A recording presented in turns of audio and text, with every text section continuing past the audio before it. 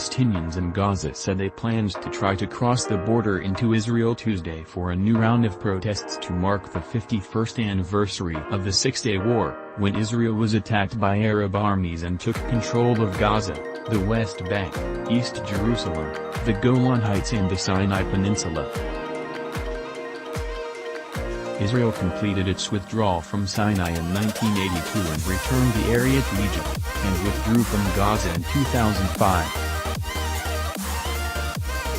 The promised Palestinian action Tuesday follows 7 weeks of protests backed by Hamas, the terrorist group that seized control of Gaza in 2007 from the Palestinian Authority. Hamas and the terrorist group Palestinian Islamic Jihad have launched dozens of rockets, mortar shells and kites carrying firebombs over the Gaza security fence in recent weeks.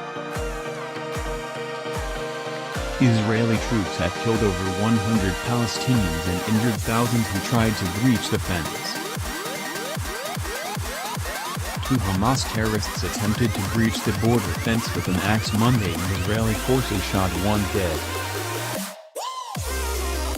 1 Hamas mortar shell landed in the yard of an Israeli kindergarten last week, shortly before the preschoolers were set to arrive. The attacks on Israel from Gaza are part of Hamas' relentless campaign to destroy the Jewish state.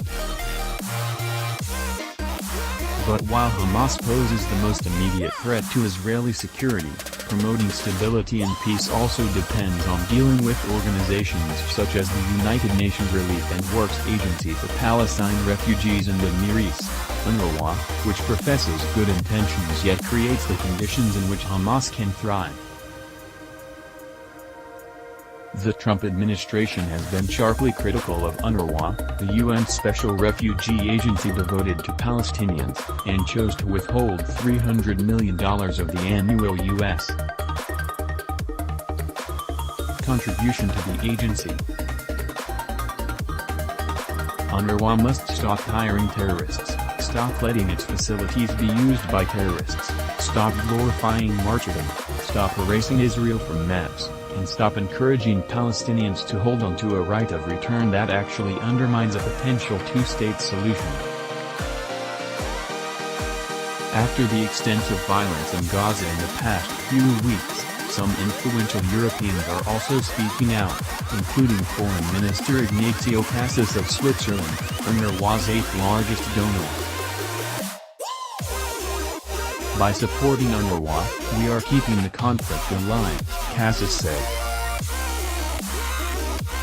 It provides ammunition to continue the conflict, he explained, by fueling unrealistic hopes that all Palestinian refugees will someday live in what is now Israel. The foreign minister has a point. In April and May, tens of thousands of Palestinians gathered in Gaza for the Great Return March, an intermittently violent attempt to overrun the border with Israel. While Hamas deserves most of the blame, we should not ignore the role played by UNRWA. The marchers were not interested in a two-state solution or in preventing the U.S.'s embassy move to Jerusalem. What they want is to reclaim physically every square inch of Israel, not just lands Israel took in 1967, that UNRWA has taught them is theirs.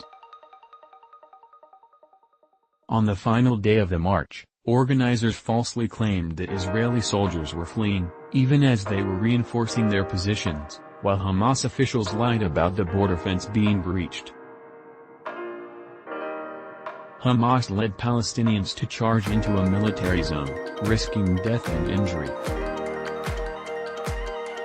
UNRWA never literally encouraged Gazans to storm the border, as Hamas and march organizers did, yet its indoctrination motivated them to march to their deaths. The Palestinian dream of a mass return to Israel is just that, a dream. Israel will never consent to an influx of millions of aggrieved Palestinians. Nonetheless, UNRWA's mandate directed to worsen this tension by preserving the Palestinians' refugee status, rather than resettling them in neighboring countries, the preferred approach of the UN's primary refugee agency, the Office of the UN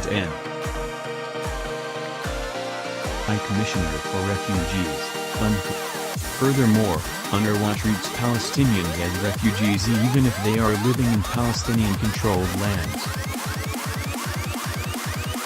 It also incentivizes them to live in UNRWA camps rather than becoming self-sufficient. Thus, refugee camps pepper the landscape in Gaza and the West Bank, the territories that would constitute a Palestinian state under any likely peace agreement. Maintaining these refugee camps undermines the prospect of a two-state solution by offering Palestinians false hope that they will return to Haifa, Jaffa, and Jerusalem, and encourages Palestinians to hold out for their maximalist demands. It also justifies Israeli fears that the Palestinians would not be content with a return to the 1967 borders that existed before the Six-Day War. Further impairing prospects for peace, UNRWA extends refugee status to those who claim to be descendants of the original Palestinian refugees from 1948. From an initial refugee population of around 700,000, according to UNRWA, the current number of Palestinians receiving UNRWA aid has ballooned to 5.4 million. In fact, Foreign Minister Cassis noted, the word refugee in this case no longer corresponds to the meaning we attach to it. Palestinian refugees in Jordan, which he visited, are third-generation families with Jordanian passports, living in cities called refugee camps. Bringing all these Palestinians to Israel would make Jews a minority in the world's only Jewish state. It would dramatically increase the prospect of future conflict reminiscent of the wars of ethnic cleansing in Bosnia and Rwanda. Education, a major component of UNRWA's aid program for Gaza, has become a means of encouraging Palestinian Awjurists. UNRWA textbooks, schools, and teachers entrench maximalist Palestinian demands, including the right of return to land that has been part of Israel since the Jewish state gained independence from Britain in 1948. Impact Say, an organization that monitors and evaluates school textbooks across the Middle East, produced a damning report on the Palestinian Authority textbooks used by UNRWA in Gaza. Last year's report found that the Palestinian Authority curriculum promotes a Palestinian right of return, martyrdom, violence, demonization of Israel and religious bigotry. Anti-Israel and anti-Jewish indoctrination of Palestinian children begins very early in both UNRWA and non-UNRWA schools. As Fox News reported this week, a shocking video recently surfaced that allegedly shows a play at a preschool in the Gaza Strip where children dressed up as commandos and performed a mock hostage-taking and execution of an Israeli soldier. The Fox News story links to the chilling video, which is clearly designed to produce a new generation of Palestinian terrorists.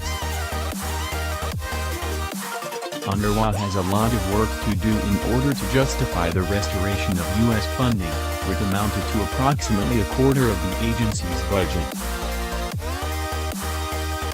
UNRWA must stop hiring terrorists, stop letting its facilities be used by terrorists, stop glorifying martyrdom, stop erasing Israel from maps, and stop encouraging Palestinians to hold on to a right of return that actually undermines a potential two-state solution. Until then, UNRWA will be aiding and abetting the Palestinians' march towards national disaster.